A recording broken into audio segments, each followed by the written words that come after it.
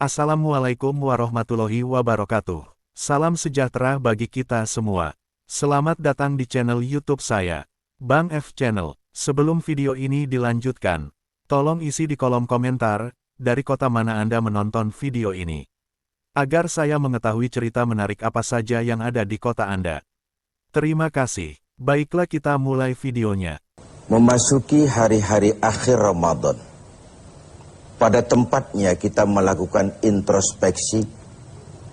Pada tempatnya kita melakukan evaluasi.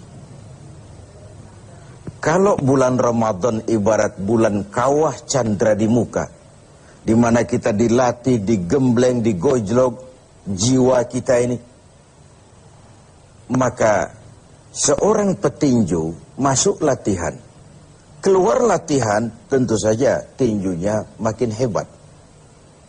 Seorang petenis masuk latihan, keluar latihan, tenisnya makin hebat. Itu atlet. Kalau latihan tiap hari tapi main kalah terus, orang kan menilai, buat apa latihan, Bung, kalau mainnya kalah terus. Sepanjang Ramadan sebulan penuh kita digojlok, digembleng, dilatih. Untuk apa? Menghadapi hidup 11 bulan sesudahnya.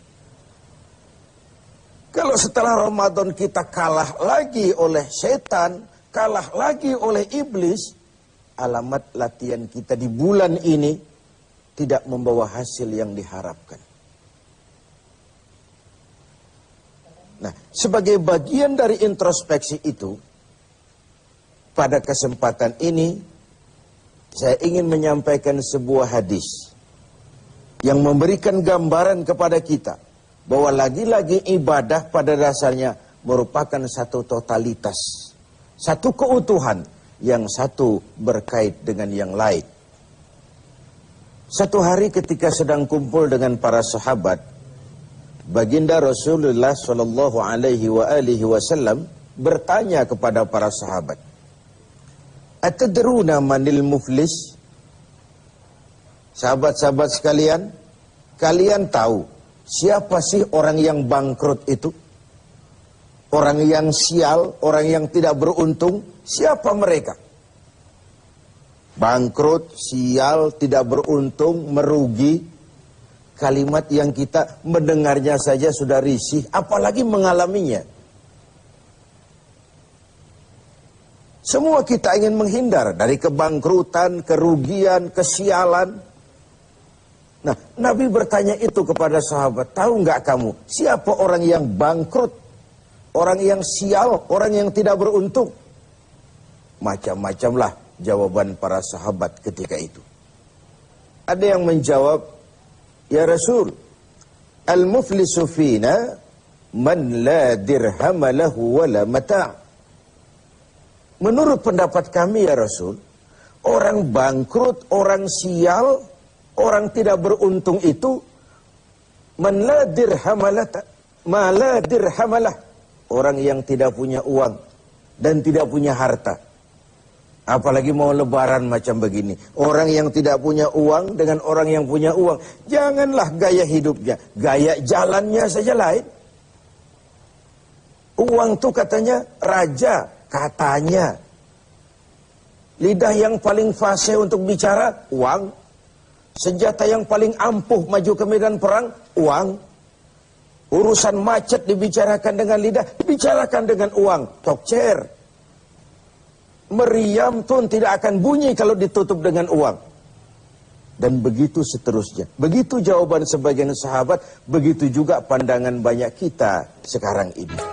Begitulah memang bahwa materialisme, hedonisme menggiring kita untuk menilai seseorang dari penampilan. Maka berpayah-payahlah kita menghabiskan sejumlah dana untuk mengurus penampilan ini. Pengusaha tidak bonafid kalau menandatangani kontrak tidak pakai jam tangan Rolex, pulpennya Montblanc, sepatunya wah, mobilnya wah, bajunya wah, dasinya wah. Begitulah kebanyakan kita sekarang ini. Berpacu menata penampilan. Orang yang bangkrut, yang tidak punya itu semua. Tidak punya uang, tidak punya harta. Hidup cuma sekedar mengumpulkan keinginan-keinginan dan seterusnya. Mendengar jawaban ini, Rasul senyum. Enggak. Bukan itu orang bangkrut. Bukan yang tidak punya uang. Bukan yang tidak punya harta. Innal muflisa min ummati. Orang yang bangkrut, yang sial, yang rugi. Dari golongan umatku sendiri. Renungkan ini. Umatku. Tidak usah cerita Yahudi, Nasrani. Umatku yang akan bangkrut. Siapa mereka? Mayati yaumal qiyamah bisolatin wa siyamin wa zakatin. Yaitu orang-orang yang besok di hari kiamat dia datang menghadap Allah dengan membawa pahala solat. Tuhan, inilah pahala solat saya. Karena memang di dunia dia tukang solat. Ini solat yang wajib, ini solat yang sunnah, rawatibnya, nawafilnya. Wasiyamin. Dia juga datang menghadap Allah dengan membawa pahala puasa. Puasa wajib Ramadan, puasa sunnah Senin Kemis, puasa 10 hari Syawal, puasa Rajab, dan begitu seterusnya. Wa zakatin. Dia juga datang membawa pahala zakat, karena di dunia dia juga bayar zakat, suka sodakoh, dan seterusnya. Di satu sisi, dia datang menghadap Allah, membawa pahala seluruh ibadahnya. Ya sholat, ya puasa, ya zakat. Cuma sayang, kata Nabi. Di lain pihak dia datang juga membawa kesalahan. Kesalahan apa? Wa ya'ti qad syatama hadza. Dia juga datang bawa kesalahan karena waktu hidup dia pernah mencaci maki orang lain. Syatama hadza, pernah mencaci maki orang lain. Wa qadhafa hadza, pernah memfitnah orang lain. Wa akala mala hadza, pernah memakan harta orang dengan cara yang batil. Wa syafaka dama hadza, pernah mengalirkan darah orang lain tanpa alasan yang benar. Kalau ini yang terjadi, bagaimana nasib? Di satu sisi datang membawa pahala ibadah kepada Allah. Di lain sisi datang membawa kesalahan karena pernah menyakiti orang lain. Kalau inilah yang terjadi, maka kata Nabi, ketika dia sedang asyik lapor, Tuhan, ini pahala sholat saya. Datang orang lain, sebentar dulu Tuhan, dia memang ahli sholat. Tapi saya pernah dicaci maki di depan orang banyak tanpa alasan yang benar. Hancur hati saya. Di dunia saya tidak bisa menuntut dia karena posisinya lebih tinggi. Di sini saya menuntut keadilan. Benar orang ini pernah kau caci maki? Iya Tuhan. Tanpa salah? Iya Tuhan. Cuma untuk menunjukkan prestasimu sebagai orang besar, orang berpengaruh, orang berwibawa. Enak saja kau caci maki orang di depan orang banyak? Iya Tuhan. Sini, pahala sholatmu berikan kepada orang yang kau caci maki itu. Pahala sholatmu berikan kepada orang yang kau caci maki itu. Lalu, Tuhan, inilah pahala puasa saya. Datang lagi orang, sebentar Tuhan. Dia memang tukang puasa, tapi saya pernah difitnahnya. Tercoreng arang di dahi, rusak nama saya, hancur privasi saya tidak bisa kemana-mana lagi dalam hidup ini. Saya menuntut keadilan karena di dunia saya tidak berani. Benar kau pernah fitnah dia? Ya Tuhan. Kau tahu lidah itu kecil bentuknya, besar akibatnya. Akibat ulahmu memfitnah dia, hancur namanya, tercoreng arang di dahinya. Kemanapun dia pergi tidak sanggup lagi mengembangkan diri. Ya Tuhan. Ayo pahala puasamu berikan orang yang kau fitnah itu. Tuhan, ini pahala zakat saya. Datang lagi orang, sebentar Tuhan. Dia memang bayar zakat, tapi dia pernah memakan harta saya dengan cara yang zalim. Menggelapi uang negara, menggelapi uang anak yatim, menggelapi uang wakaf dan lain sebagainya.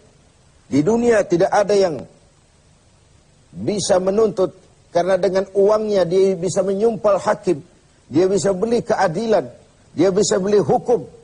Karena kata orang, di dunia banyak pengadilan, tapi sulit mencari keadilan.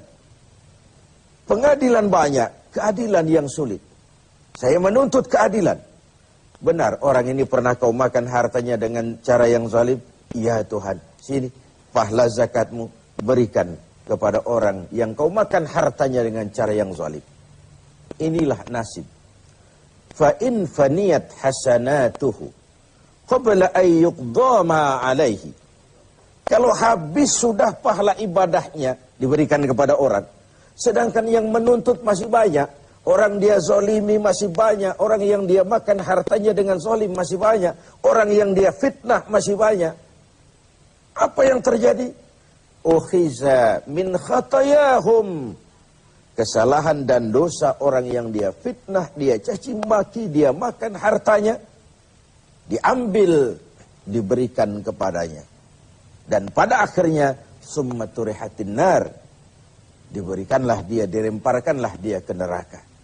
Sudah pahala dipreteli, dosa diberikan pula. Ini kan bangkrut, ini kan sial namanya. Ini kan tidak beruntung namanya. Ibarat orang dagang, sudah modal habis, tagihan utang masih datang terus. Wajar kalau akhirnya kita terkena perkara. Oleh karenanya, kita melakukan introspeksi, evaluasi. Sudah baik hubungan kita kepada Allah di Ramadan ini? Alhamdulillah. Mari kita melirik bagaimana hubungan kita dengan sesama manusia. Semoga evaluasi ini memberikan sebuah arah yang memperbaiki hablum minallah dan hablum minan nas kita. Hubungan vertikal dan hubungan